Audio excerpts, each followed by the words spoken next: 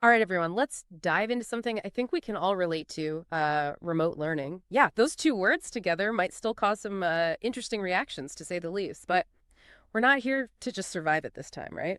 We're going for the win. So buckle up because today we're going deep on how to not just survive, but thrive with these, get this, 5 tips for navigating the challenges of remote learning. And joining me for this educational adventure is a true expert in the field, someone who can break down not just the what, but the why behind these tips.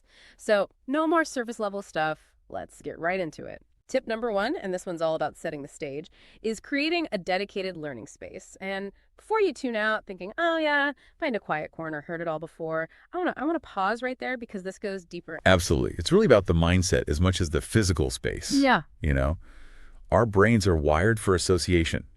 You walk into a gym, your brain knows it's workout time. Right. Same principle here. Mhm. A dedicated space, even if it's just a corner of the kitchen table, sends a signal to your brain that it's time to focus, time to learn. It's like putting your game face on, but for hitting the books. I love that. Okay, so we've got our learning haven all set up. Now let's talk about structure, or as tip number 2 so eloquently puts it, routine, routine, routine. And yeah, pajama days are awesome, trust me, I get it. But too much freedom. It can really throw a wrench in the gears of productivity. Yeah, for sure. And there's a biological reason for that too. Our bodies run on these things called circadian rhythms, like internal clocks that regulate everything from sleep to hormone release. Mm. A consistent routine keeps those rhythms in check. And what does that mean? Better sleep, improved focus, even a boost in motivation. So it's not just about being strict, it's about working with our natural rhythms. Exactly. I like it. All right, we've got the right space, the right rhythm. Now let's talk about support systems, which brings us to tip number 3. Staying engaged as a parent or mentor. But, and this is a big but, without going full on helicopter mode. That's the key, isn't it? Finding that balance. Because there's a fine, fine line there. Absolutely. We want to empower independence, not create dependence. So instead of hovering over every assignment, think of it like this. You're providing the safety net, not, doing the tightrope walk for them. Check in on their progress, be available for questions, especially when those tech gremlins inevitably strike. Oh, and believe me, they will. Oh, tell me about it. It's about being a guide on the side, not a dictator. Love that analogy.